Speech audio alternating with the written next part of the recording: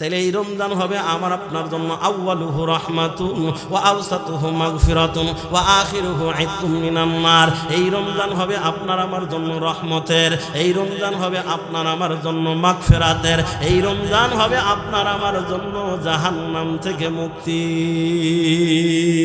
এরে বাবা, নবী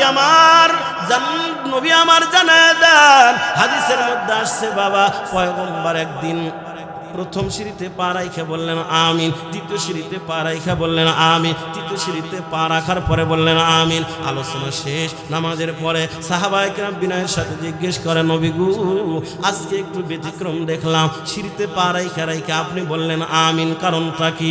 নবী আমার বলেন, যখন আমি প্রথম সিঁড়িতে পা রাখলাম রে ও সাহাবায়ে কেরাম শুনে নাও, প্রথম যখন আমি সিঁড়িতে পা দিলাম, জিবরাইল আমার কানে কানে একটা বদদোয়া করলো, আমি সেই বদদোয়া সমর্থন দিয়ে আমিন বললাম। বলে কি বদদোয়া? নবী বলে, জিবরাইল আমার কানে কানে জানায় দেয়, বাউদা মান আদরাকা রমাদান ফালাম ইগফার লাহু কুলতু আমিন। নবী আমার বলেন, জিবরাইল আমার কানে কানে বদদোয়া করে গেল, যেই বান্দা রমজান পাওয়ার পরে আমল কইরা আমার আল্লাহকে খুশি করাইয়া নিজের গুনাহ মাফ করাইতে পারল না, সেই বান্দা ধ্বংস হয়ে যাক।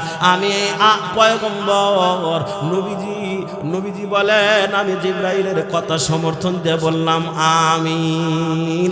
আল্লাহ জিবরাইলের বদদোয়া তুমি কবুল করে নাও, নাউযুবিল্লাহ, জোরে বলি।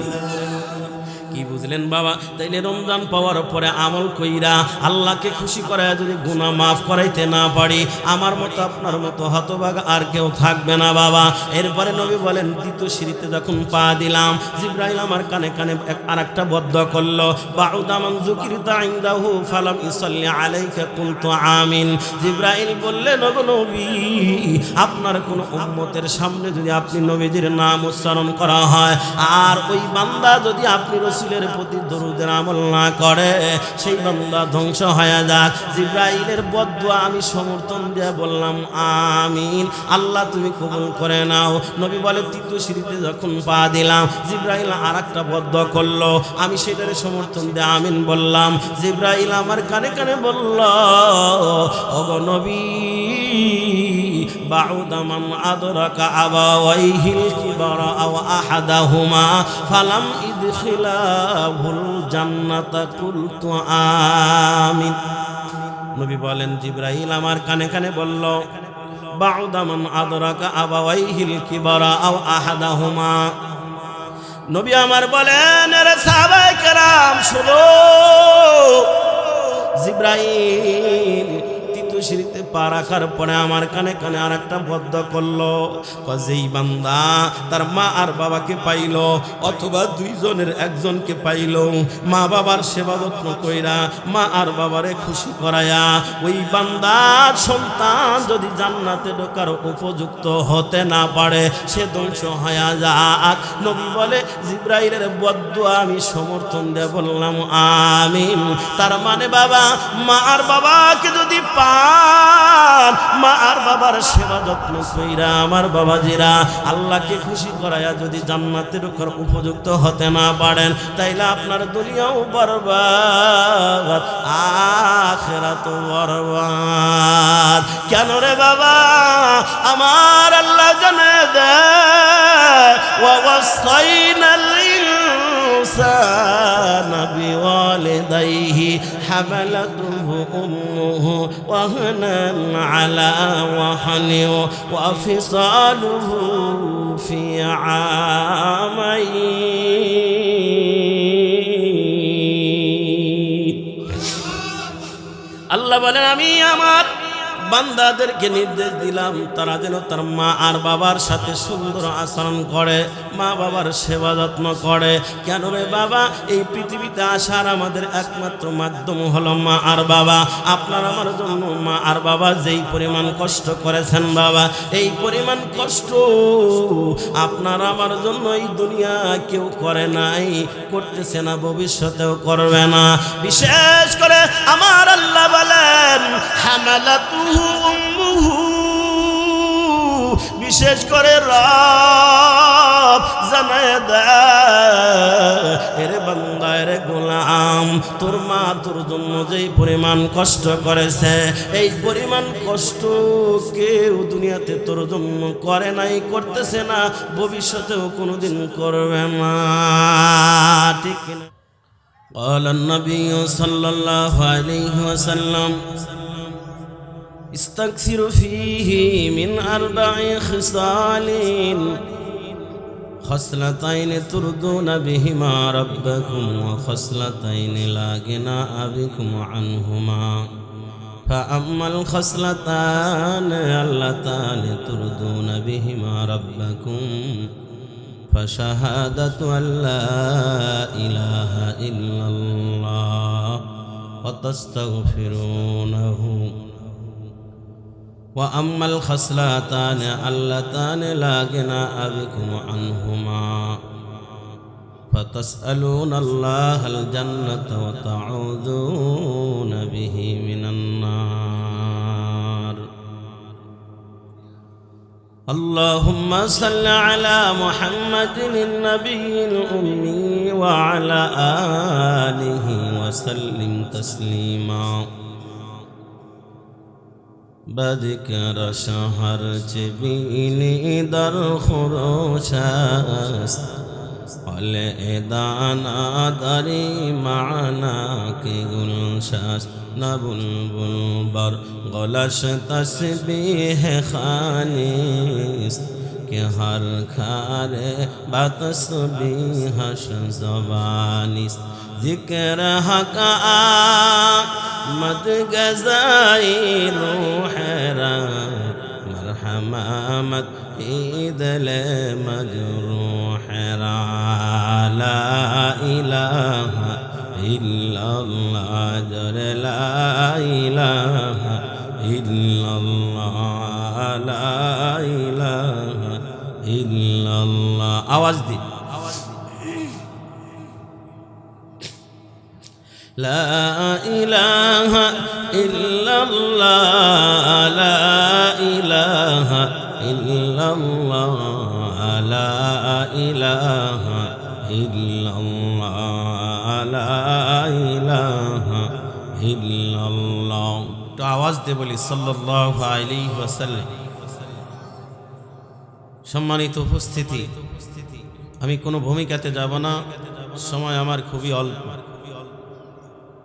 এজন্য আমি আল্লাহ পাকের কালামুল্লাহ থেকে যে আয়াত, রসুলের অসংখ্য হাদিস থেকে যে হাদিস পড়েছি, পঠিত আয়াত এবং হাদিসকে সামনে নিয়েই কিছু আমলি কথা বলার প্রয়াস চালাবো। আপনারা দোয়া করেন এমন কিছু কথা যেন আল্লাহ আমার জবান থেকে বের করে দেন, যেই কথা আমার আপনার মা বোনদের সকলের উপকার হয়, এমন কিছু কথা যেন আল্লাহ জবান থেকে বের করে দেন। সকলে বলে আমিন।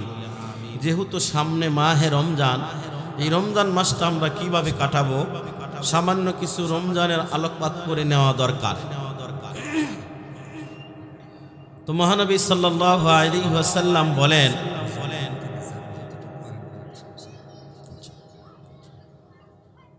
মহানবী সাল্লাল্লাহু আলাইহি ওয়াসাল্লাম বলেন, ইস্তাকসিরু ফীহি মিন 4 খিসালিন খসলাতাইন তুরদুনা বিহিমা রাব্বাকুম ওয়া খসলাতাইন লা গিনা বিকুম আনহুমা। খেয়াল করেন, যারা মাহফিলের আশেপাশে রাস্তাঘাটে আছেন, দ্রুত প্যান্ডেলের ভিতরে এসে বসে যান। সম্মানিত হাজিরিন, খেয়াল করি, মহানবী সাল্লাল্লাহু আলাইহি ওয়াসাল্লাম বলেন, রমজান মাসে তোমরা 4টা কাজ বেশি বেশি করবা। কয়টা কাজ? আবার বলেন, কয় কাজ? 4টা কাজ। এই 4টা কাজের মধ্যে 2টা কাজ এমন, মহানবী বলেন যে 2 কাজ করার মাধ্যমে আল্লাহ তাআলা ওই বান্দা বান্দির প্রতি রাজি আর খুশি হয়ে যায়। আর 2টা কাজ এমন আছে যেই 2 কাজ তোমাদের অবশ্যই করতে হবে, যেই কাজ করা ছাড়া আমাদের কোনো উপায় নাই। মহানবী সাল্লাল্লাহু আলাইহি ওয়াসাল্লাম বলেন, এই 4টা কাজ যারা রমজান মাসে কন্টিনিউ করে যেতে পারবে, এই রমজান মাস তার জন্য হবে রহমতের, তার জন্য হবে মাগফিরাতের, তার জন্য হবে জাহান্নাম থেকে মুক্তির। সুবহানাল্লাহ। قال النبي صلى الله عليه وسلم ইস্তাগসিরু ফীহি মিন আরবাঈ খিসালিন خصلتين ترضون بهما ربكم وخصلتين لا غنى بكم عنهما فأما الخصلتان اللتان ترضون بهما ربكم فشهادة أن لا إله إلا الله وتستغفرونه আপনারা আমার পয়গম্বর বলেন তোমরা রমজান মাসে 4টা কাজ বেশি বেশি করবা। এই 4টা কাজের মধ্যে 2টা কাজ এমন নবী আমার জানায়া দেয় খসলাতাইনে তুরদুনা বিহিমা রাব্বাকুম। 2টা কাজ এমন যেই 2 কাজ করলে আমার আল্লাহ তাআলা ওই বান্দা বান্দির প্রতি রাজি আর খুশি হয়ে যায়। ফাআম্মাল খাসলাতান আল্লাতান তুরদুনা বিহিমা রাব্বাকুম ফাশাহাদাতু আল্লা ইলাহা ইল্লাল্লাহ। নবী আমার বলেন ওই 2টা কাজ যেই 2 কাজের মাধ্যমে রব তোমার উপরে রাজি আর খুশি হবে, সেই 2টা কাজের প্রথম নাম্বার নবী আমার বলেন ফাশাহাদাতু আল্লা ইলাহা ইল্লাল্লাহ। নবী আমার জানায় দেয় যেই 2 কাজের মাধ্যমে আল্লাহ বান্দার প্রতি খুশি হবেন, ওই 2টা কাজের প্রথম নাম্বার কাজ নবী বলেন ফাশাহাদাতু আল্লা ইলাহা ইল্লাল্লাহ। নবী আমার বলেন এই কথার সাক্ষ্য দেওয়া আল্লাহ তাআলা ব্যতীত ইবাদতের উপযুক্ত আর কোনো মাবুদ নাই। অর্থাৎ নবী আমার জানায় দেয় কালেমায়ে তয়্যিবা লা ইলাহা ইল্লাল্লাহ মুহাম্মাদুর রাসূলুল্লাহ। নবী আমার বলেন এই কালেমায়ে তয়্যিবা লা ইলাহা ইল্লাল্লাহর জিকির যে যত বেশি বেশি করবে, নবী আমার বলেন ওই বান্দা বান্দির প্রতি আমার আল্লাহ তত বেশি খুশি হবে। এ বাবা তাইলে এই রমজান মাস হেলায় খেলা নষ্ট না কইরা, অপচয় সময় ব্যয় না কইরা, চেষ্টালে গল্প করে সময় নষ্ট না কইরা আপনি সময় পাইছেন একটা তাসবিহ হাতে রাখবেন, একটা তাসবিহ কিনা পকেট রাখবেন। বাবা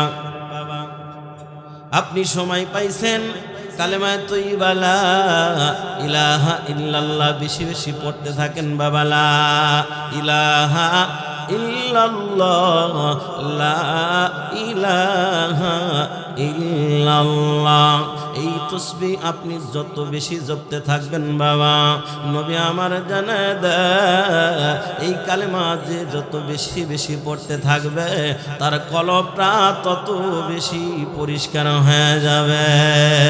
সুবহানাল্লাহ বলি। এ বাবা এই যে জামা গায়ে দিলাম, যত দাম দিয়া কাপড় কিনে জামা বানাই গায়ে দিলে কম বেশি ময়লা লাগে, কথা বলেন ঠিক না বা ঠিক? এই ময়লা ধৌত করার জন্য পরিষ্কার করার জন্য অনেক কিছু আছে, সাবান আছে, ছোটা আছে, বিভিন্ন কিছু আছে, আছে না নাই? কিন্তু বাবা নবী আমার জানায় দেয় রে বান্দা রে গোলাম, তোমাদের চলার ফাঁকে ফাঁকে মরে মরে তোমাদের কম বেশি গুনাহ হয়ে যায়। এ বাবা আমি এই কথা বলার সাহস নাই যে আমার গুনাহ হয় না, আমারও হয়, আপনারও হয়, আপনার মসজিদের ইমাম সাহেবেরও হয়, হাজী সাহেবেরও হয়। এ বাবা কারো হয়তো কম, কারো হয়তো বেশি, কিন্তু গুনাহ আমাদের সকলের কম বেশি হয়ে যায় বাবা। এই গুনাহের কারণে কলবের মধ্যে আমার বাবা জিরা মরিচয় পড়ে যায়, দাগ পড়ে যায়। নবী আমার বলেন ইন্না হাযিহিল কুলুবা তাসদাউ কামা ইয়াসদাউল হাদিদা ইযা আসাবাহুল মা। ক্বিলা ইয়া রাসূলুল্লাহ ওয়া মা জালাউহা ইয়া রাসূলুল্লাহ? ক্বালা কাসরাতু যিকরিল মাউত ওয়া তিলাওয়াতিল কুরআন। এ বাবা নবী আমার জানায় দেয় ইন্না হাযিহিল কুলুবা কুলুবা তাস্তাউ কামা ইয়াস্তাউল হাদিদা ইযা আসাবাহুল মা। নবী আমার বলেন কলবের মধ্যে জং পড়ে যায়, মরিচায় পড়ে যায়, ময়লা জমে যায় গুনাহের কারণে বাবা। এই কলবের ময়লা সাবান দিয়ে ধৌত করা যায় না, ছোটা দিয়ে ধৌত করা যায় না, গুঁড়া সাবানও লাগা যায় না। তাইলে এই কলবের ময়লা আমি আপনি কি দিয়ে পরিষ্কার করব? নবী আমার জানে দে লিকুল্লি শাইইন সাকালাতুন ওয়া সাকালাতুল কুলুবি যিকরুল্লাহ। নবী আমার বলেন এই কলবের ময়লা ধৌত করার, পরিষ্কার করার একমাত্র মেডিসিন, আমার ভাইয়া সর্বোত্তম মেডিসিন হলো লা ইলাহা ইল্লাল্লাহ, লা ইলাহা ইল্লাল্লাহর জিকির করা। এই জিকির যে যত বেশি করবে বাবা, তার কলবের ময়লা তত সাফ হয়ে যাবে, কলবের ময়লা তত পরিষ্কার হয়ে যাবে বাবা। কলবের ময়লা যখন পরিষ্কার হয়ে যায়, কলবটা তখন সুন্দর হয়ে যায় বাবা। আর কলব যার যত সুন্দর, দেখবেন তার কথাবার্তা তত সুন্দর, তার আচার ব্যবহার তত সুন্দর, তার চলাফেরা তত সুন্দর, আমল আখলাক তত সুন্দর, লেনদেন তত সুন্দর। যদি কলব সুন্দর হয়, কলব যদি সুন্দর না হয় রে বাবা, বড় হাজ 5টা করলেও, উমরা 10টা করলেও, ওই বেচারার ক্ষেতের আইলের কাছে গেলে দেখা যায় 4-5 বাঁকা। বোঝেন নাই? বড় হজ করছে 3টা, উমরা করছে 5 বার, বেচারা হাজী সাহেবের ক্ষেতের আইলের কাছে গেলে দেখা যায় 4-5 বাঁকা। ক্ষেতের হাইল সোজা হয় নাই কেন? হজ বড়টা 3 বার, উমরা 5 বার করলে কি হবে? বলে কলবটা এখনো সোজা হয় নাই, কলবটা সুন্দর হয় নাই, তাই ক্ষেতের হাইল সুন্দর হয় না। কথা বলেন ঠিক না? ঠিক। কলব সুন্দর হলে সব ঠিক হয়, লেনদেন সুন্দর হয়, কথাবার্তা সুন্দর হয়, চলাফেরা সুন্দর হয়, আমল আখলাক সুন্দর হয়, কথাবার্তা লেনদেন চলাফেরা সব সুন্দর হবে, তখনই কলব সুন্দর হবে। যখনই, সুতরাং কলব সুন্দর করা দরকার আছে না নাই? কলব যদি সুন্দর না হয়, আমার বাবাজিরা ফজরের নামাজ পড়ছে, মাথায় টুপিও আছে, কপালে নামাজের দাগও পড়ে গেছে, সেজদার দাগ, বেচারা হাঁটতে হাঁটতে গেছে, পোড়াবাড়ি বাজারে যায় মরে দেখে, অথবা সারাবাড়ি মরে যায় দেখতেছে, অথবা সন্তোষ বাজারের কাছে যা দেখে চা স্টল খোলা, চা স্টলে বৈশা বোমের ভিতর থেকে বিস্কুট বার করছে, 5টা খাইছে, 1 গ্লাস পানি পান করে, এরপরে চা পান করে বিল দেওয়ার সময় 1 কাপ চা আর 2টা বিস্কুটের দাম দিল, 3টা খাইলো ফাও। দোকানদার চিন্তা করছে, টুপি মাথায় দিয়ে আসছে, নামাজ পড়ছে, কপালে সেজদা দিতে দিতে কপালে তার দাগ, এই মানুষটা 5টা খায় 2টার দাম দিবে, 3টা ফাও খাবে। দোকানদার কেন? শয়তানেও বিশ্বাস করে নাই, কিন্তু খাইছে কেন? টুপি মাথায় থাকলে কি হবে? এখনো কলবটা সুন্দর হয় নাই, তাই 3টা বিস্কুটের লোভ সামলাইতে পারে নাই। কথা বলেন ঠিক না? কলব পেয়ে ঝামেলার কারণেই তো উপরে সরিষা ভালো দিছে, নামের আগে আবার আলহাজও আছে, মুখে দাড়িও আছে, মাথায় টুপিও আছে, গায়ে পাঞ্জাবিও আছে, উপরে সরিষা ভালো, মাঝখানে দিছে বুসি, নিচেও ভালো, ব্যাপারীকে ঠকানের এরকম আল্লাহওয়ালা কিছু হাজী সাহেব আমাদের সমাজে আছে না নাই? খবর না দেখেন ওর দেল সুন্দর হয় নাই, এই জন্য সরিষার মাঝখানে ভেজাল দেয়। মাপ দিয়ে নেওয়ার সময় বেশি নেয়, দেওয়ার সময় কম দেওয়ার ফিকির করে, বেগুনের ছিদ্রের ভিতরে মাটি দিয়ে ছিদ্র বন্ধ করে কাস্টমারকে ঠকায় দেয়। এরকম আল্লাহওয়ালা আছে না? খবর না দেখেন কলব সুন্দর হয় নাই, তাই এই ঝামেলা করার ফিকির না ঘোরে। এই জন্য কলব আমাদের সুন্দর করা দরকার। কথা বলেন ঠিক না? ঠিক। তো কলব সুন্দর করার অনেকগুলো আমল আছে, তার মধ্যে সর্বোত্তম আফজাল হলো লা ইলাহা ইল্লাল্লাহর জিকির বেশি বেশি। কি বলেন? পারবো না ইনশাআল্লাহ জিকির বেশি বেশি করতে? এ বাবা, এই কালেমা তো এবার জিকির যে যত বেশি করবে কলব তত সুন্দর হয় বাবা। যেই কলবটা আমার রব দেখতে চায় বাবা, নবী আমার জানা দেন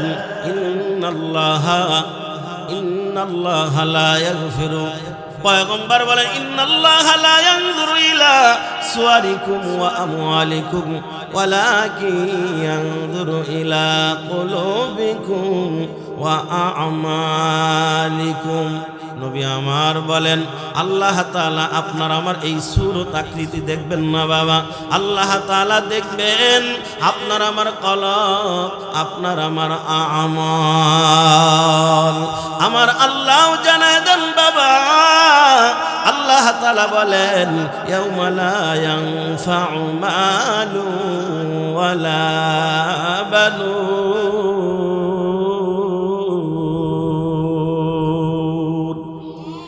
ইল্লা মান আতাল্লাহা বিকলবিন সালিম।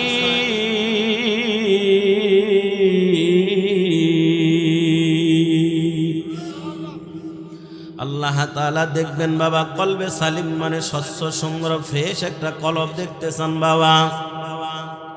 এরে নবীর উম্মতের দল, কিয়ামতের ময়দানে আল্লাহ তাআলা কলব দেখা দেখা জান্নাত বন্টন করবেন বাবা। সুতরাং আমাদের কলবটারে সুন্দর করা দরকার। কলব সুন্দর করার আমল আমার বলা ইলাহা ইল্লাল্লাহ কালেমা তৈয়বা বেশি বেশি জিকির করবেন। এ বাবা, যেই বান্দা বেশি বেশি রবকে স্মরণ করে আমার আল্লাহ তাআলা জানায় দেন ওয়া আনা মাহু ইযা যাকারানি। হাদিসে কুদসি বাবা, আমার আল্লাহ তাআলা জানায় দেন আমি আমার ওই বান্দার সাথে থাকি। ফাইদা যাকারানি, বান্দা যখন আমি আল্লাহকে স্মরণ করে, সুবহানাল্লাহ জোরে বলি। আমার আল্লাহ বলেন আমি ওই বান্দা বান্দির সাথে থাকি যেই বান্দা বান্দি আমারে স্মরণ করে। ফাইন যাকারানি ফি নাফসিহি যাকারতুহু ফি নাফসি। আল্লাহ বলেন কোন বান্দা যদি মনে মনে আমি আল্লাহকে স্মরণ করে, মনে মনে আমি আল্লাহর জিকির করে, মনে মনে আমি আল্লাহর কল্পনা করে, মনে মনে আমি আল্লাহকে স্মরণে রাখি, নবী আমার বলেন আল্লাহ বলেছেন আমি আল্লাহ তাআলা আমার কুদরতি কলিজার মধ্যে ওই বান্দারে স্মরণে রাখি। সুবহানাল্লাহ। এর নবীর উম্মতের দল, আল্লাহ তাআলা আর বলেন ফাইন যাকারানি ফি মালাইন যাকারতুহু ফি মালাইন খায়রুম মিনহুম। আল্লাহ বলেন কোন বান্দা যখন মজলিসের মধ্যে আমি আল্লাহকে স্মরণ করে, আমি আল্লাহর জিকির করে, আমি আল্লাহ আমার ওই বান্দার কথা মজলিসের মধ্যে জিকির করি, মজলিসের মধ্যে স্মরণ করি, যেই মজলিসটা দুনিয়ার কোনো মজলিস নয়, যেই মজলিসটা হলো ফেরেশতাদের মজলিস। জোরে বলা যাবে কি সুবহানাল্লাহ।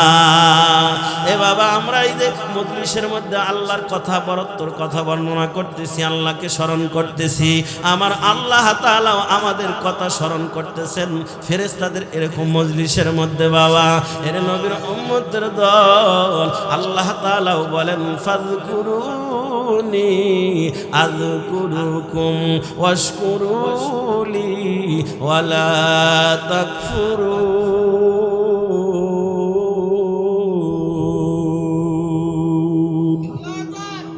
এ কালাম জিন্দা কুরআন হাকিম হিকমতে লা ইয়াদালাস্তু কদিম জামিউল ইলমি ফিল কুরআন হাকিম তাকাসারাত আনহু আফহামুর রিজালি বাকা কুরআন কালামুল্লাহ বাশানুত কদিমাস্তে নুইনু তালিল কুরআন পছন্দে পেশে খোদা হুর গিলমা লাজারম বাহরশ ফেদা কার কোরআন খা নিশবার সাই হাবিব হুর গিলমা নে তোরা বা সদমসিব। এর নবীর উম্মতের দল, আমার আপনার রব জানায় দে ফাযকুরুনি আযকুরুকুম। বান্দা যখন আমি আল্লাহকে স্মরণ করে, আল্লাহ বলে আমিও আমার বান্দাকে স্মরণ করি। সুবহানাল্লাহ জোরে বলি। এর নবীর উম্মত, আপনাদের এই টাঙ্গালের সদরের এমপি নির্বাচিত হলো সালাউদ্দিন টুকু, ঠিক কিনা জোরে বলেন। এই সালাউদ্দিন টুকু সাহেব যদি আপনার এই চর রক্ষিত বেলতার কোনো একটা সাধারণ নেতার নাম ধরে বলে, এ আব্দুর রহমান, তোর বিষয়টা আমার মনে আছে, আমি তোর কথা স্মরণে রাখছি, বলেন তো এই নেতাটা খুশি না বেজার? আর যদি এই নেতাকে স্বয়ং বর্তমান যিনি প্রধানমন্ত্রী হতে যাচ্ছেন, সামনে যিনি প্রধানমন্ত্রী হিসেবে শপথ নিতে যাচ্ছেন তারেক রহমান, উনি যদি সরাসরি আপনার এই গ্রামের ছোট্ট একটা নেতাকে ডাক দেওয়া, আব্দুর রহমান, তোর কথা আমার স্মরণে আছে, বলেন তো আব্দুর রহমান খুশিতে মনে হয় হার্ট ফেল হয়ে মরার উপক্রম হবে, ঠিক কিনা জোরে কন? যে প্রধানমন্ত্রী তারেক সাহেব আমার নাম দইরা বলছে, বলে তোর কথা আমার স্মরণ আছে। সামান্য 56,000 বর্গ কিলোমিটারের একজন প্রধানমন্ত্রী হয়ে যদি আপনার নাম দইরা ডাক দেয়, বলে তোর কথা আমার স্মরণে আছে, আমি তোর বিষয়টা দেখতেছি, বান্দা খুশি হয়া হার্ট ফেল হয়ে মরার উপক্রম হয়ে যায়।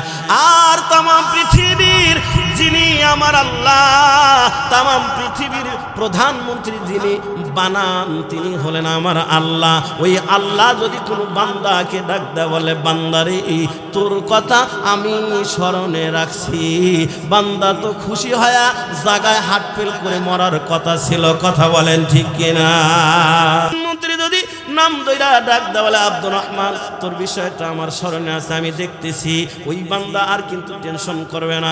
আব্দুর রহমান চিন্তা করবে আমার বিষয়টা প্রধানমন্ত্রী দায়িত্ব নিচ্ছে, তিনি এটা সলভ করবে, তিনি আর যেমন টেনশন করবে না, নিশ্চিন্তিত হয়ে যায়। স্বয়ং তামাম পৃথিবীর প্রধানমন্ত্রী যিনি বানান, তিনি হলেন আমার আল্লাহ। তিনি বলেন যেই বান্দা আমি আল্লাহর জিকির করে, আমি আল্লাহকে স্মরণ করে, আল্লাহ বলেন আমি আল্লাহ নিজে ওই বান্দার সমস্যা সমাধান করি, আমি আল্লাহ ওই বান্দার কথা আমার কলিজার মধ্যে স্মরণে রাখি।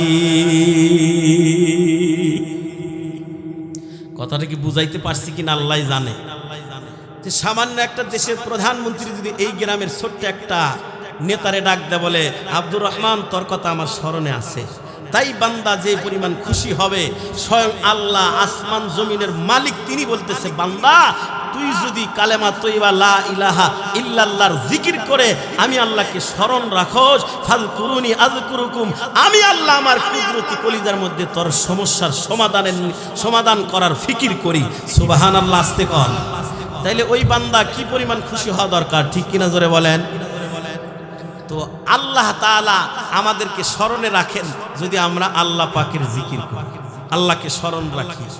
তাইলে যেই আল্লাহ আপনার আমার সমস্যার কথা আল্লাহ যদি কুদরতি কলিজায় ফিকির করে সমাধানের জন্য, আমার কথা যদি আল্লাহ স্মরণে রাখে, আর কোনো টেনশন আছে না? দুনিয়া না আখিরাত কোনো জায়গায় বান্দার আর টেনশন থাকার কথা না, ঠিক কিনা জোরে বলেন? আরে নবীর উম্মত, এজন্য যেহেতু রমজান মাস অতি সন্নিকটে বাবা, যেই দুই কাজের মাধ্যমে আল্লাহ বান্দার প্রতি রাজি আর খুশি হয়ে যাবে। প্রথম নম্বর কাজ হলো ফাশাহাদাতু আল্লা ইলাহা ইল্লাল্লাহ, বেশি বেশি আল্লাহ পাকের কালেমা তৈবার জিকির করা। লা ইলাহা ইল্লাল্লাহর জিকির যে যত বেশি করবে, কলবটা তত বেশি পরিষ্কার হবে। কলব যখন সুন্দর হয়, ওই বান্দার আমল আখলাক অটোমেটিক আখিরাতমুখী হয়ে যায়। যে যত এই জিকির বেশি করবে, আমার আল্লাহ তত বেশি তার কুদরতি কলিজার মধ্যে বান্দার কথা স্মরণ রাখবেন বাবা।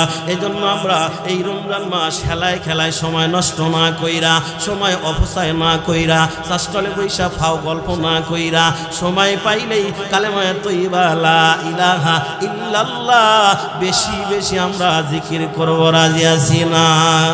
কি বলেন, রাজি আছি কি নাই? সবাই রাজি আছেন তো ইনশাআল্লাহ?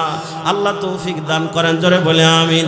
এ বাবা, যেই দুই কাজ করলে আল্লাহ খুশি হবে, এক নাম্বার বললাম। দ্বিতীয় নাম্বার নবী বলেন ওয়াতাস্তাগফিরুনাহু, যেই দুই কাজের মাধ্যমে আল্লাহ বান্দার প্রতি খুশি হয়ে যাবে। এ বাবা, ওই দুই কাজের দ্বিতীয় নাম্বার কাজ হলো, নবী আমার জানে দে, রমজান মাস তোমরা হেলায় খেলায় নষ্ট কইরো না রে বান্দা। ওয়াতাস্তাগফিরুনাহু, সময় পাইলে তোমরা ইস্তেগফারের আমল কর। কিসের আমল বাবা? ইস্তেগফারের আমল, যেই আমলের মাধ্যমে আল্লাহ খুশি হয়। আপনি এতটুকু বারবার পড়তে থাকেন, আস্তাগফিরুল্লাহ আস্তাগফিরুল্লাহ। এ বাবা 100 বার আস্তাগফিরুল্লাহ পড়তে মাত্র 3 মিনিট বেশি লাগে না রে বাবা, 3 মিনিটের মধ্যে হয়ে যায়। এ নবীর উম্মতের দল, নবী আমার জানায় দা, ইয়া আইয়ুহান নাস তুবু ইলাল্লাহ ওয়াস্তাগফিরুহু ফা ইন্নী আতুবু ফিল ইয়াউমি মিয়াতা মাররাতিন। নবী আমার জানায় দা, ওরে বান্দা, ওরে আমার উম্মত, আমি পয়গম্বর দৈনিক 100 বার তওবা আর ইস্তেগফারের আমল করি। আমি আপনাদের কাছে জানতে চাই, আমার আপনার নবীজি জীবনে কোনো গুনার কাজ করছে? করেন নাই, আল্লাহ করতেও দেন নাই, হেফাজত করছেন, ঠিক কিনা জোরে কন। যেই নবীর জীবনে কোনো গুনাহ নাই, গুনাহ করেন নাই, আমার আল্লাহ করতেও দেন নাই, হেফাজত করলেন, ওই নবী যদি দৈনিক 100 বার তওবা ইস্তেগফারের আমল করে, আর আমাদের এমন কোনো সময় নাই যে গুনাহ মুক্ত যায়, ঠিক কিনা জোরে কন। বেগুনাহ না গুস্তাবার মা সাআত বা হুজুরে দিল না করদাম তাআত। হে বাবা, আমাদের গুনাহমুক্ত সময় খুব কম যায় বাবা। তাইলে যেই নবীর জীবনে গুনাহ নাই, সেই নবী দৈনিক 100 বার তওবা ইস্তেগফারের আমল করলো, তাইলে আমাদের গুনাহমুক্ত সময় খুব কম যায়। তাইলে বাবা আমাদের কতবার ইস্তেগফারের আমল করা দরকার? নবীর জীবনে কোনো গুনাহ নাই, গুনাহ করেন নাই, আল্লাহ করতেও দেন নাই, হেফাজত করলেন, সেই নবী যদি 100 বার আল্লাহর কাছে মাফ চায়, তওবা করে, তাহলে আমাদের কতবার করা দরকার? কথা কন না। আমি যে বিষয়টা বুঝাইতে চাচ্ছি, গুরুত্ব বুঝছেন, বুঝতে পারছেন কি? তাহলে আমাদের কতবার করা দরকার? আমার তো দৈনিক 500 বার করা দরকার। যে আমাদের গুনাহ হচ্ছে, অহরহ গুনাহ হয় যাইতেছে। সুতরাং বাবা, বেশি বেশি ইস্তেগফারের আমল করা। আমার আল্লাহ বলেন, ফাকুল তুস্তাগফিরু রাব্বাকুম ইন্নাহু কানা গফফারা।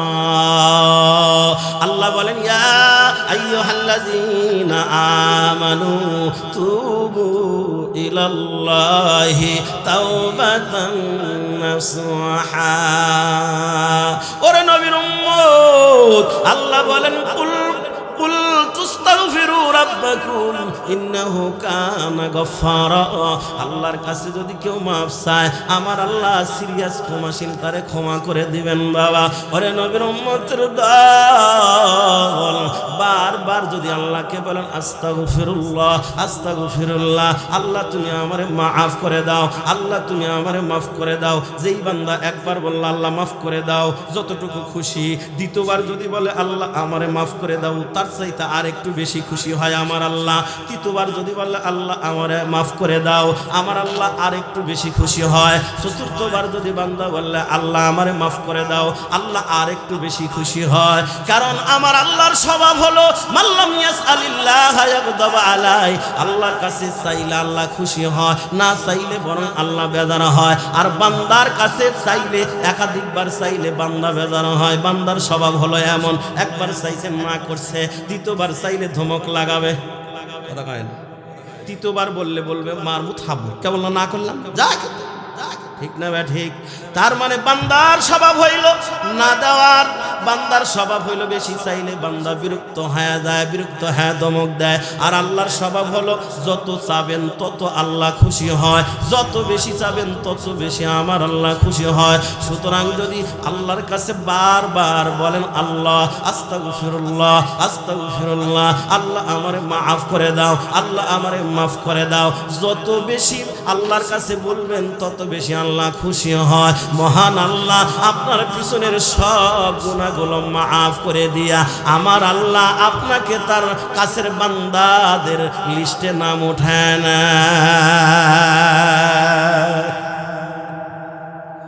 বান্দার স্বভাব হইল বেশি চাইলে বান্দা রাগ করে, বিরক্ত হয়। এই স্বভাবের মানুষ যদি সম্পর্ক হয় বাবা আর ছেলে, কি বাবা আর ছেলে, ছেলে ক্লাস 4-এ পড়ে, প্রাইমারিতে, বয়স কত হবে? 9 বছর। বাবাকে বলে আব্বা আমারে সাইকেল কিনে দেন। কি কিনে দেন? আব্বা বলছে না, সাইকেল কেনার টাকা নাই। সন্তান অমনি মাটিতে গড়াগড়ি দিয়ে কান্না শুরু করছে।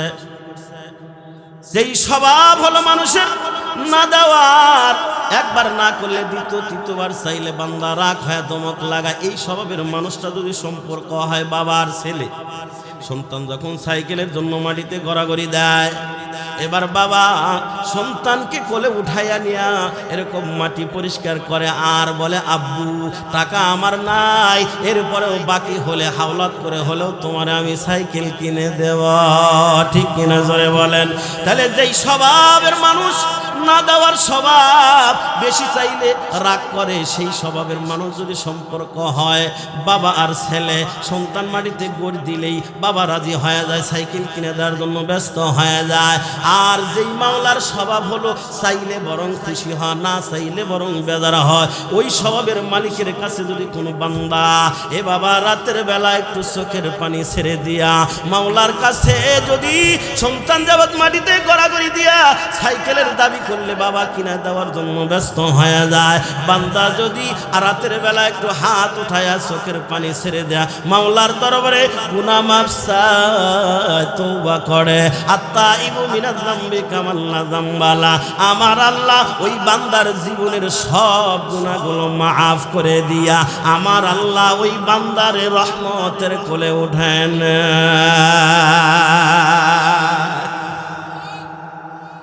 তাহলে এই দুই কাজের মাধ্যমে কে খুশি হয়? প্রথম কাজ মনে থাকবে তো লা ইলাহা ইল্লাল্লাহ, কালেমা তৈয়বার বেশি বেশি জিকির, দ্বিতীয়বার ইস্তেগফারের আমল। এই দুই কাজের মাধ্যমে আল্লাহ বান্দার প্রতি খুশি হয়ে যায়। আর যেই দুই কাজ বাবা না করলে উপায় নাই, নবী আমার বলেন ওয়া আম্মাল খাসলাতানে আল্লাহ তাআলা লাগে না আবিকুম আনহুমা, ওই দুই কাজ, এই দুই কাজ করা ছাড়া আমাদের উপায় নাই।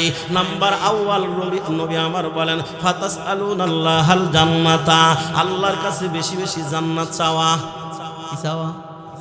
আল্লাহর কাছে বেশি বেশি জান্নাত কামনা করা। দ্বিতীয় নাম্বার ওয়াতাউযুনা বিহি মিনান নার, আল্লাহর কাছে জাহান্নামের আযাব থেকে পানা চাওয়া। এই চার কাজ। প্রথম দুই কাজ একটু বিস্তারিত বললাম, দ্বিতীয় দুই কাজ সংক্ষেপে ফাতাসআলুনাল্লাহাল জান্নাতা, আল্লাহর কাছে জান্নাত চাওয়া, জাহান্নাম থেকে পানা চাওয়া। দ্বিতীয় নাম্বার জাহান্নাম থেকে পানা চাওয়া।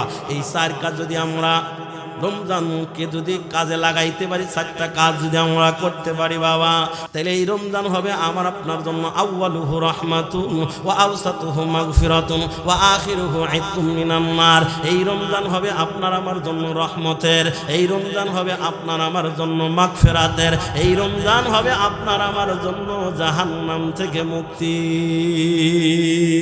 এরে বাবা, নবী আমার জানায় দেন, হাদিসের মধ্যে আসছে বাবা, পয়গম্বর একদিন প্রথম সিঁড়িতে পা রাইখা বললেন আমিন, দ্বিতীয় সিঁড়িতে পা রাইখা বললেন আমিন, তৃতীয় সিঁড়িতে পা রাখার পরে বললেন আমিন। আলোচনা শেষ, নামাজের পরে সাহাবায়ে কেরাম বিনয়ের সাথে জিজ্ঞেস করে, নবী গো আজকে একটু ব্যতিক্রম দেখলাম, সিঁড়িতে পা রাইখা আপনি বললেন আমিন, কারণটা কি? নবী আমার বলেন, যখন আমি প্রথম সিঁড়িতে পা রাখলাম রে ও সাহাবায়ে কেরাম শুনে নাও, প্রথম যখন আমি সিঁড়িতে পা দিলাম জিবরাইল আমার কানে কানে একটা বদদোয়া করলো, আমি সেই বদদোয়া সমর্থন দিয়ে আমিন বললাম। বলে কি বদদোয়া? নবী বলে জিবরাইল আমার কানে কানে জানায় দেয়, বাউদা মান আদরাকা রমাদান ফালাম ইগফার লাহু কুলতু আমিন। নবী আমার বলেন জিবরাইল আমার কানে কানে বদদোয়া করে গেল, যেই বান্দা রমজান পাওয়ার পরে আমল কইরা আমার আল্লাহকে খুশি করাইয়া নিজের গুনাহ মাফ করাইতে পারলো না, সেই বান্দা ধ্বংস হয়ে যাক। আমি পয়গম্বর নবীজি বলেন, আমি জিবরাইলের কথা সমর্থন দিয়ে বললাম আমিন। আল্লাহ জিবরাইলের বদদোয়া তুমি কবুল করে নাও, নাউযুবিল্লাহ জোরে বলি। কি বুঝলেন বাবা? তাইলে রমজান পাওয়ার পরে আমল কইরা আল্লাহকে খুশি করায় যদি গুনাহ মাফ করাইতে না পারি, আমার মতো আপনার মতো হতভাগা আর কেউ থাকবে না বাবা। এরপরে নবী বলেন, দ্বিতীয় সিঁড়িতে যখন পা দিলাম জিবরাইল আমার কানে কানে আরেকটা বদদোয়া করলো, বাউদা মান যুকিরতা ইনদাহু ফালাম ইসাল্লি আলাইকা কুলতু আমিন। জিবরাইল বললেন, ওগো নবী আপনার কোন উম্মতের সামনে যদি আপনি নবীজির নাম উচ্চারণ করা হয় আর ওই বান্দা যদি আপনি রাসূলের প্রতি দরুদের আমল না করে সেই বান্দা ধ্বংস হয়ে যাক। জিবরাইলের বদদুয়া আমি সমর্থন দিয়ে বললাম আমিন। আল্লাহ তুমি কবুল করে নাও। নবী বলে তৃতীয় সিঁড়িতে যখন পা দিলাম জিবরাইল আর একটা বদদুয়া করলো, আমি সেটার সমর্থন দিয়ে আমিন বললাম। জিবরাইল আমার কানে কানে বলল, ওগো নবী, বাউদা মান আদরাকা আবাওয়াইহিল কিবারা আও আহাদাহুমা ফালাম ইদখিলাহুল জান্নাতা কুলতু আমিন। নবী বলেন জিবরাইল আমার কানে কানে বলল, বাউদা মান আদরাকা আবাওয়াইহিল কিবারা আও আহাদাহুমা। নবী আমার বলেন, আরে সাহাবায়ে কেরাম শুনো, জিবরাইল তৃতীয় সিঁড়িতে পা রাখার পরে আমার কানে কানে আর একটা বদ্ধ করলো, যেই বান্দা তার মা আর বাবাকে পাইল অথবা দুইজনের একজনকে পাইল, মা বাবার সেবা যত্ন কইরা মা আর বাবারে খুশি করায়া ওই বান্দার সন্তান যদি জান্নাতে ঢোকার উপযুক্ত হতে না পারে সে ধ্বংস হয়ে যাক। নবী বলে জিবরাইলের বদদুয়া আমি সমর্থন দিয়ে বললাম আমিন। তার মানে বাবা মা আর বাবাকে যদি পান, মা আর বাবার সেবা যত্ন কইরা আমার বাবাজিরা আল্লাহকে খুশি করায়া যদি জান্নাতে ঢোকার উপযুক্ত হতে না পারেন তাইলে আপনার দুনিয়াও বরবাদ আখিরাতও বরবাদ। কেন রে বাবা? আমার আল্লাহ জানে দেয় ওয়া ওয়াসাইনাল ইনসানা বিওয়ালিদাইহি হামালাতুহু উম্মুহু ওয়াহনান আলা ওয়াহনি ওয়া ফিসালুহু ফি আমাইন।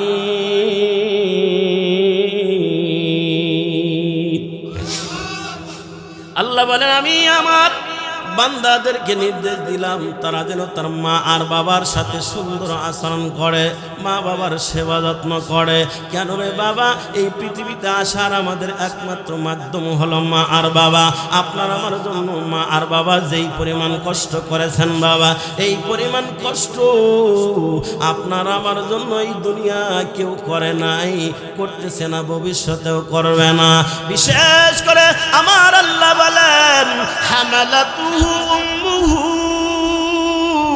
বিশেষ করে রব জানায় দেয় এরে বান্দা এরে গোলাম, তোর মা তোর জন্য যেই পরিমাণ কষ্ট করেছে এই পরিমাণ কষ্ট কেউ দুনিয়াতে তোর জন্য করে নাই, করতেছে না, ভবিষ্যতেও কোনোদিন করবে না। ঠিক কিনা জোরে বলেন? কারণ আমি আপনি যখন মার গর্ভে আসলাম, মার পেটে আসার পরে আমার বাবাজিরা অনেক মার পেটে সন্তান আসার পরে মা কিন্তু খাবার খেতে পারে না, মাথা ঘুরায়, বমি বমি বাবা হয়, অসুস্থ হয়ে পড়ে। এরপরেও তোমার মা ওষুধ সেবন করে তোমারে নষ্ট করে ফেলে দেয় নাই, বরং কষ্ট হওয়ার পরেও তোমার মা 9 থেকে 10 মাস পেটে বহন করলো রে বাবা। এ বাবা, মানুষ হইয়া মানুষ পেটে বহন করা কত কষ্টের, এটা হয়তো আমি আমার ভাষাতে আপনাদেরকে বুঝাতে পারবো না রে বাবা, কারণ এটা তো আপনাদের আমার মা আর বোনদের হয়ে থাকে। তবে মা বোনদের আচরণে বোঝা যায় এটা মানুষ হইয়া মানুষ পেটে বহন করা বড় কষ্টে। ঠিক কিনা জোরে কর?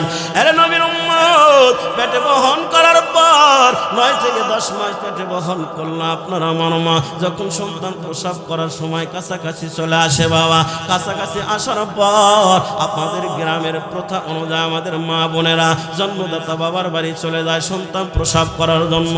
এই যাওয়ার আগে দেখবেন শ্বশুর বাড়ির সকলের কাছ থেকে বিদায় দেয় না, প্রতিবেশীর কাছে বিদায় না, এমনকি অনেক সময় স্বামীর পা তৈরা কান্না করে বিদায় নেয় আর বলে স্বামী আমার 5টা 7টা বছর তোমার সংসার করলাম, ঠিক মতো সেবা যত্ন করতে পারি নাই, সন্তান প্রসব করার জন্য বাবার বাড়িতে চলে যাব। কত মাকে দেখলাম সন্তান প্রসব করতে যায় মারা যায়। স্বামী গো, আমার মন বলে আমি সন্তান প্রসব করতে যায় মনে হয় আমি আর বাঁচব না। স্বামী গো, দয়া করে তুমি আমারে ক্ষমা করে দিও। আরে বাবা, স্বামীর কাছে এরকম বিদায় নেওয়া তার মানে আপনার আমার মা পরেই নাই আমি আর বাঁচবো না। তার মানে সন্তান প্রসব করতে যায় মা মারা যাবে এটা কিন্তু ধরে নেয়, ঠিক কিনা জোরে বলেন। তার মানে আপনার আমার মা মৃত্যুর কথা স্মরণ কইরা, মৃত্যু অনিবার্য মনে কইরা তোমারে আমারে জন্ম দেওয়ার জন্য বাবার বাড়িতে চলে যায়। বাবার বাড়িতে যাওয়ার পর যখন প্রসব বেদনা শুরু হয়ে যায়, আপনার আমার মা জিহ্বাটা কামড় দেয়, মাটিতে গড়াগড়ি খায় রে বাবা। জোরে চিৎকার দিয়ে কান্না করতে চায়, কিন্তু জোরে আওয়াজ দিয়ে কান্না করে না, পরপুরুষে শুনলে লজ্জা পাবে। এই জন্য আপনার আমার মা মাটিতে গড়াগড়ি খাইয়া কান্না করে রে বাবা, জোরে আওয়াজ দেয় না। এরপরে কষ্ট আপনার আমার মা আপনাকে আমার জন্ম দেয়, আমি আপনি মার পেট হইয়া যখন দুনিয়াতে পদার্পণ করলাম বাবা, মার দেহ থেকে কত রক্ত পরে জমিনটা লাল হয়ে যায় রে বাবা। এরপরে আমি আপনি হওয়ার পর যখন বাবা করে কান্না করে দেয় আমার বাবাজিরা, আপনার আমার মা ডাকদা বলে তোরা কারা রে? আমার কলিজার টুকরা সন্তানটা আমার কোলে উঠে দে। ওই রক্তমাখা সন্তান মার কোলে উঠে দেওয়ার পর ওই জনম দুঃখী মা সন্তানের কপালের ভিতরে চুমো খাইয়া মা যেন অতীতের সব কষ্টের কথা ভুলে যায়, ঠিক কিনা জোরে বলেন। শুধু তাই না রে বাবা, আমার আল্লাহ জানায় দেয় ওয়াফিসালুহু ফি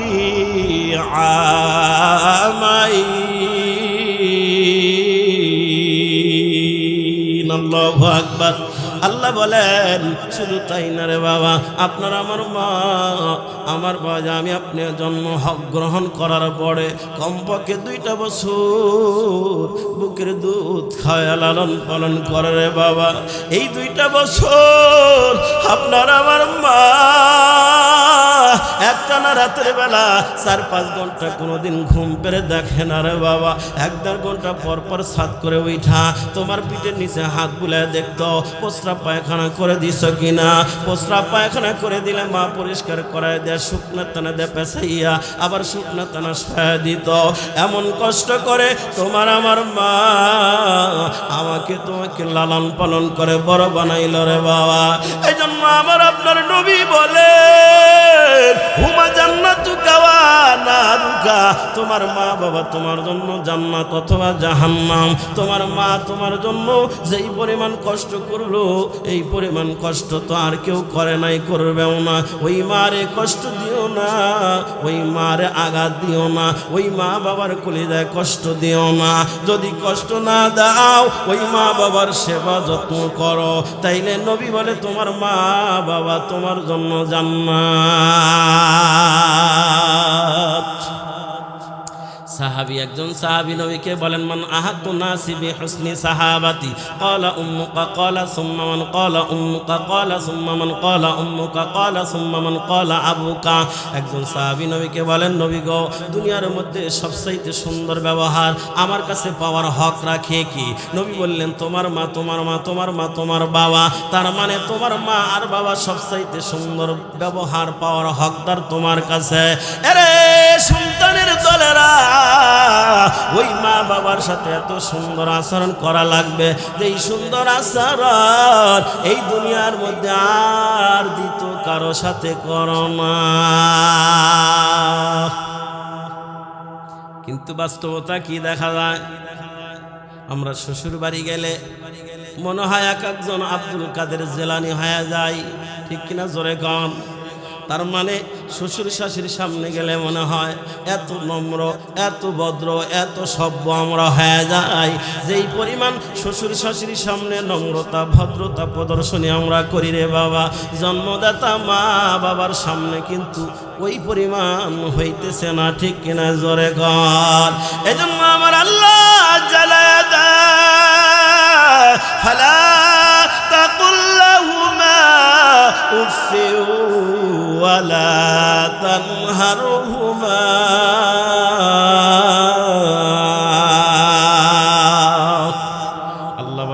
খবরদার তোমার আচরণে ব্যবহারে মা বাবা যেন অসন্তুষ্ট না হয়, মা বাবার কলেজা যেন আঘাত না লাগে, ইস এই শব্দগুলা যেন বের না করে তোমার আচরণ দেখা। অথবা মা বাবা বার্ধক্যজনিত কারণে যদি কোনো উল্টাপাল্টা কথা বা উল্টাপাল্টা কাজ করে, এই দেখা তুমিও ইস শব্দ বলতে পারবা না, বরং আল্লাহ জানে দেন ওয়াকুল্লাহুমা কাওলা কারীমা। আল্লাহু আকবার।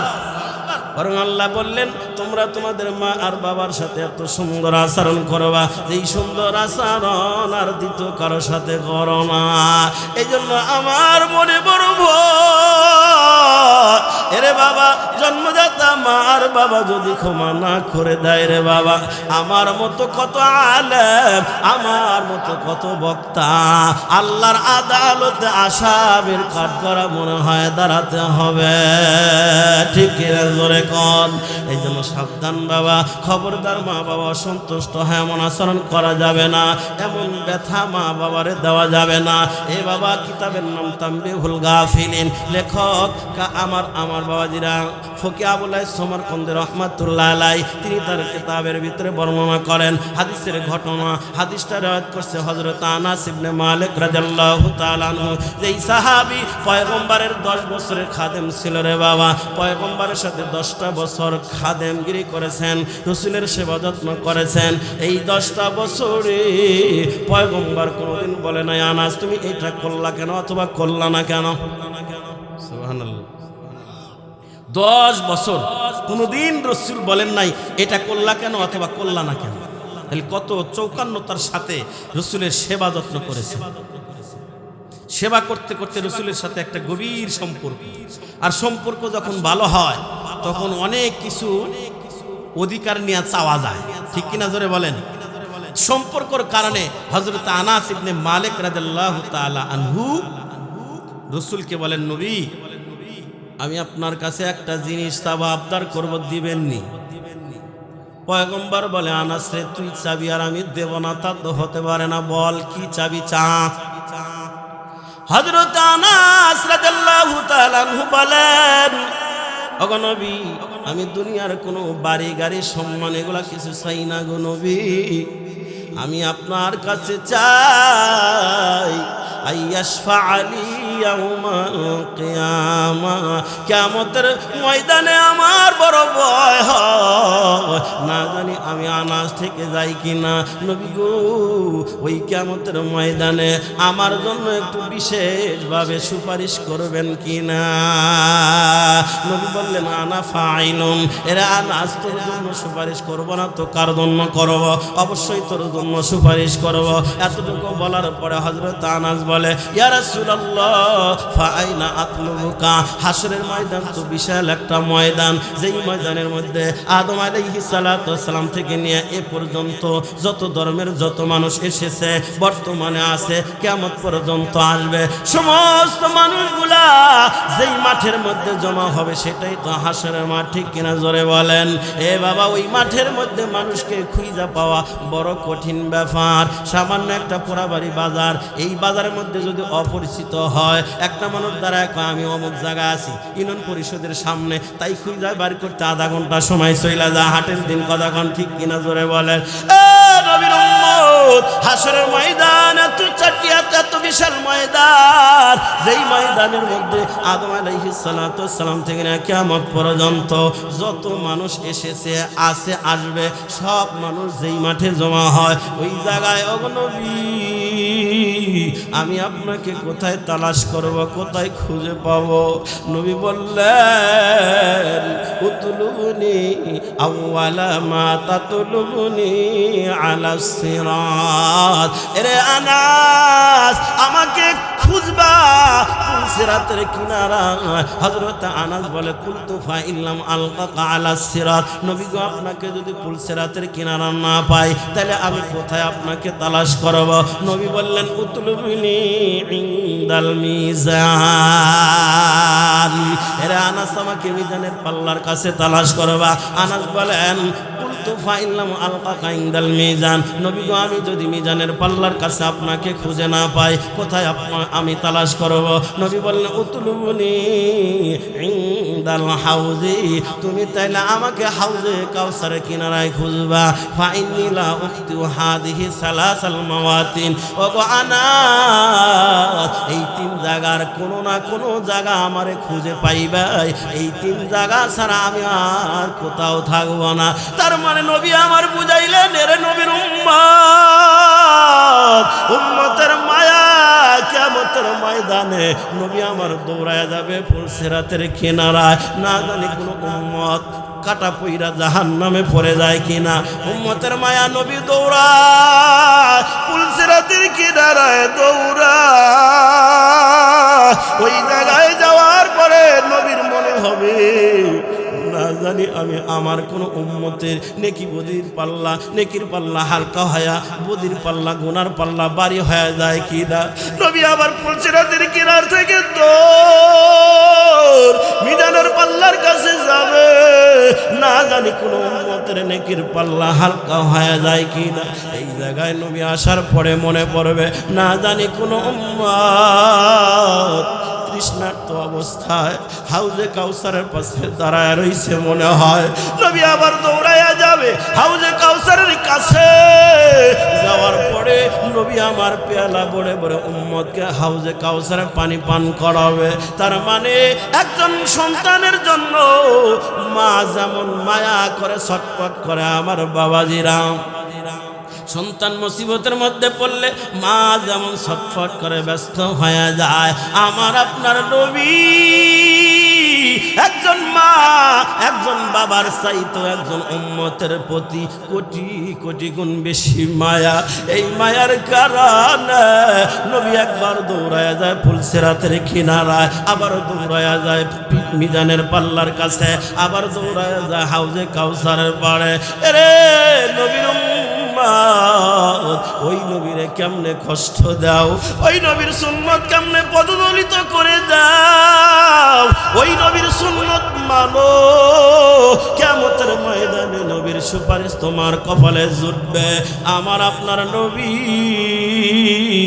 তোমারে সুপারিশ কইরা কইরা আল্লাহর তরি জান্নাতের মেহমান বানাবে। সুতরাং ওরে যুব সমাজ, যেই যুব সমাজের উদ্যোগে আজকের মাহফিল, ওরে যুবক ভাই তোমার পা ধরে একটা অনুরোধ করব যুব সমাজ, ও যুবক ভাই 5 ওয়াক্ত নামাজ 7 টাইমে পড়বা।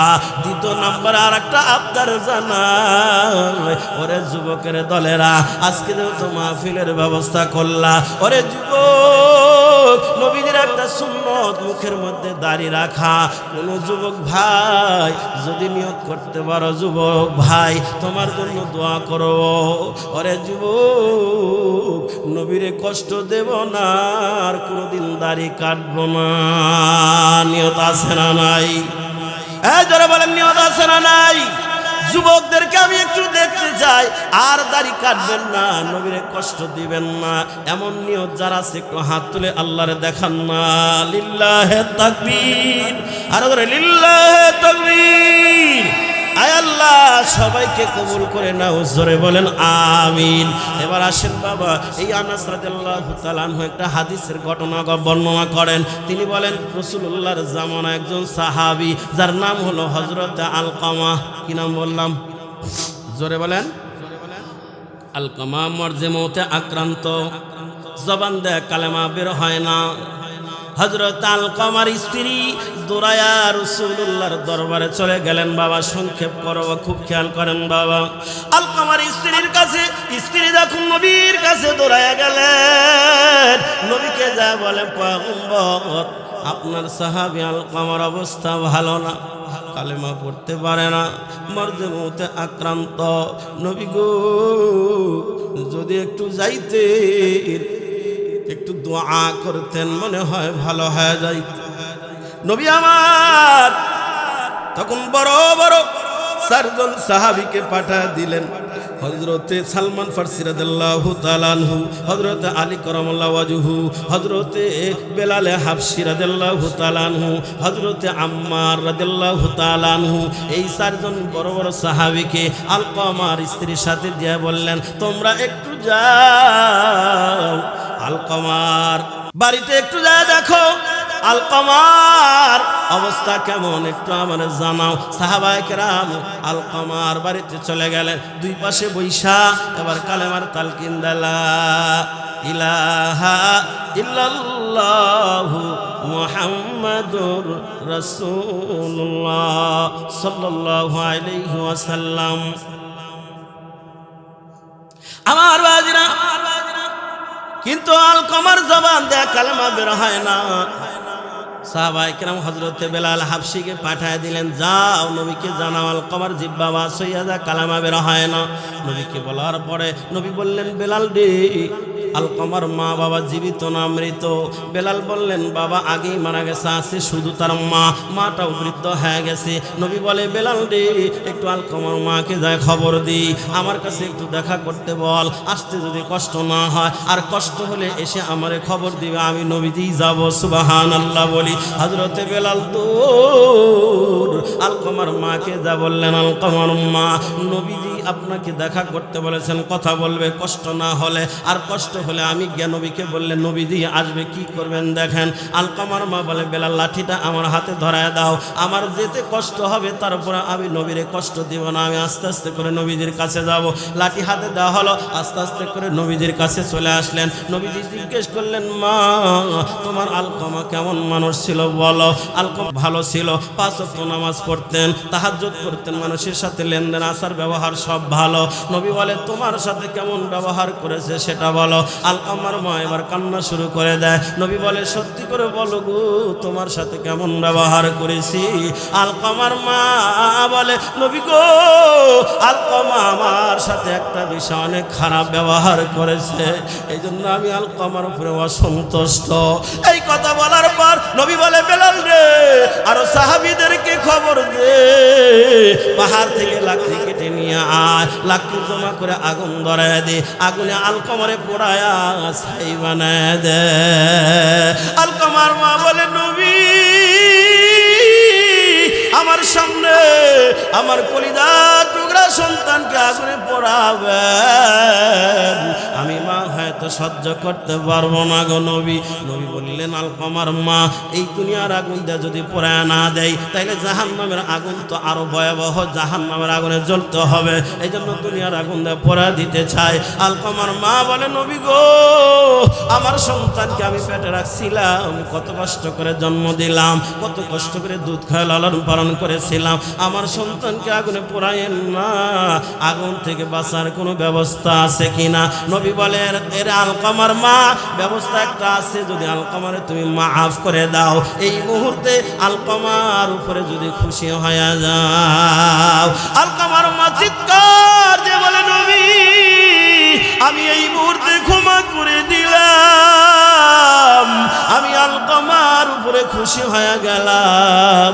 আমার বাবাজিরা, নবী বললেন, বেলাল এবার একটু আলকামার বাড়িতে যা খবর নিয়ে দেখো কি অবস্থা। হযরতে বেলাল বলেন, আমি আলকামার বাড়ির গেটের ভিতরে যাইতে আওয়াজ শুনতে পাইলাম, এবার আলকামা জোরে জোরে কালেমা পড়ে, লা ইলাহা ইল্লাল্লাহু মুহাম্মাদুর রাসূলুল্লাহ সাল্লাল্লাহু আলাইহি ওয়াসাল্লাম। এ বাবা, মা আর বাবারে কষ্ট দিলে তাহলে মরণের সময় কিন্তু কালেমা নসিব হবে না। সাহাবীর যদি এই অবস্থা হয়, আমাদের কেমন অবস্থা হবে রে বাবা? এই জন্য সাবধান, ওই মা বাবারে আর কষ্ট দেওয়া যাবে না। মা বাবারে কষ্ট দিলে দুনিয়াও তোমার বরবাদ, আখিরাতও তোমার নষ্ট হয়ে যাবে। এই বাবা মা বাবারে সেবা যত্ন করে যদি খুশি করাইতে পারে, নবী বলেন, রেদার রব্বি ফি রেদাল ওয়ালিদাইন ওয়া সাখাত রব্বি ফি সাখাতিল ওয়ালিদাইন। মা বাবা যদি খুশি হয়, আমার আল্লাহ বান্দার প্রতি খুশি হয়ে যায়। মা বাবা যদি অসন্তুষ্ট হয়, আল্লাহ অসন্তুষ্ট হয়ে যায়। আল্লাহ যদি অসন্তুষ্ট হয়, এ বাবা ওই বান্দার দুনিয়া অশান্তি, আখিরাতেও পাবে না সে মুক্তি। দুনিয়া দেখবেন স্ত্রী দিয়ে তার সুখ নাই, ছেলে দিয়ে সুখ নাই, মেয়ে দিয়ে সুখ নাই, অশান্তিতে ভরা। কারণ অশান্তি থাকবেই। নবী আমার বলেন, মুফতি ফয়জুল্লাহ রহমাতুল্লাহ আলাইহি তার ফয়জুল কালামের ভিতরে হাদিস আনছেন, বাবা মা বাবারে কষ্ট দিলে আমার আল্লাহ এই গুনার কারণে দুই জগতেই শাস্তি দিবেন, দুনিয়া এবং আখিরাত। নবী বলেন, কুল্লু যুনুবি ইয়াগফিরুল্লাহু মিনহা মা শাআ ইল্লা হুকুকাল ওয়ালিদাইন ফাইন্নাহু ইউআদিলু লিসাহিবিহি ফিল হায়াতি ক্বাবলাল মামাতি। লম্বা কথা বাবা, আর লম্বা নয়। এরে বাবা, আমি যেটা বুঝাইতে চাইলাম রে বাবা, মা বাবারে কষ্ট দিলে দুনিয়াও সুখ হবে না, আরাম পাবেন না, ইজ্জত পাবেন না। মা বাবারে শান্তিতে রাখতে পারলে দুনিয়াও আপনার শান্তি, দুনিয়াও ইজ্জত পাবেন। আখিরাতও আমার আল্লাহ জান্নাতের দরজা আপনার জন্য ওপেন করে রাখবে। এই জন্য বাবা নবী আমার জানিয়ে দিলেন, বাউদামান আদরাকা আবাওয়াইহিল কিবারা আও আহাদাহুমা আফালাম ইদখিলাহুল জান্নাতা কুনতু আমিন। নবী বলে সাহাবীদেরকে বলতেছেন, তৃতীয় সিঁড়িতে পা রাখার পরে জিবরাইল আমার কানে কানে বললেন, মা বাবাকে পাওয়ার পরে সেবা যত্ন করে খুশি করায়া যদি সন্তান জান্নাতে ঢোকার উপযুক্ত হতে না পারে, জিবরাইল বললেন ওই সন্তানের দুনিয়াও বরবাদ, আখিরাতও বরবাদ। আমি পয়গম্বর জিবরাইলের বদদুয়া সমর্থন দিয়ে বললাম আমিন। তার মানে আল্লাহ কবুল করে নাও। এ বাবা, এই জন্য সাবধান, যাদের মা বাবা এখনো আছে বাবা, তোমাদের দুইটা পা ধরে বলি, মা বাবার কষ্ট দিও না। যুব সমাজের পা ধরে বলি, ও যুবক ভাই, মা বাবারে কষ্ট দিও না, মা বাবারে অসন্তুষ্ট কইর না। মা বাবা অসন্তুষ্ট হয়, মনে কষ্ট পাবে, এমন আচরণ কইর না। ওরে যুবক, মা বাবার খুশি রাখবা, দেখবা দুনিয়াও তোমার শান্তি, আখিরাতও আমার আল্লাহ তোমার জন্য রাখবে মুক্তির ব্যবস্থা। এবার আসেন বাবা, যাদের মা বাবা নাই, যাদের আছে উভয় শোনেন, আমি আমার বাবাজিরা শেষ করে দিচ্ছি। যাদের মা বাবা নাই, ওই মা বাবা মারা যাওয়ার পরেও সন্তানের উপরে আরো 7টা হক বাকি থাকে। কয়টা হক বাবা? জোরে বলেন না, কয়টা হক? সন্তান ভালো করে শুনবা, যারা মার পেট হয়ে দুনিয়াতে আসছো সবাই শুনবা। এ বাবা, মা বাবা ইন্তেকাল করার পরেও সন্তানের উপরে আরো মা বাবার 7টা পাওনা থাকে বাবা। কয়টা? 7টা পাওনা বলার সময় আমার নাই। 3 নাম্বার পাওনার কথা বলি, 1 থেকে 3 পর্যন্ত বলি বাবা। এ বাবা, 1 নাম্বার পাওনা, 1 নাম্বার হক, মা বাবা ইন্তেকাল করার পূর্বে যদি ঋণ পাতি করে থাকে, ইন্তেকাল করে গেছে ঋণ কইরা, তাহলে এই মা বাবার ঋণ পরিশোধ করা সন্তানের দায়িত্ব। সন্তান যদি মা বাবার ঋণ পরিশোধ না করে, আল্লাহর আদালতে সন্তানকে আসামির কাঠ করা দাঁড়াতে হবে। 2 নাম্বার, মা আর বাবা যদি ওসিয়ত করে জায়েজ ওসিয়ত, এই ওসিয়ত পূরণ করা সন্তানের দায়িত্ব। 3 নাম্বার, এ বাবা, মা আর বাবার মাগফিরাত কামনায় মা বাবার জন্য সওয়াব পেশানি করা 3 নাম্বার হক। মা বাবার জন্য সওয়াব পৌঁছাবার ব্যবস্থা করা, সওয়াব পেশানি করা, সওয়াব পৌঁছাবার ব্যবস্থা করা। এটার অনেকগুলো পথ আছে বাবা। যেমন আজকে কবরস্থান মসজিদের উন্নয়ন কল্পে মাহফিল বাবা, আপনার মার কথা স্মরণ কইরা, বাবার কথা স্মরণ কইরা বাবা, অথবা দাদা দাদি আপন জনদের কথা স্মরণ কইরা তাদের মাগফিরাত কামনায় যদি কবরস্থানে উন্নয়নের জন্য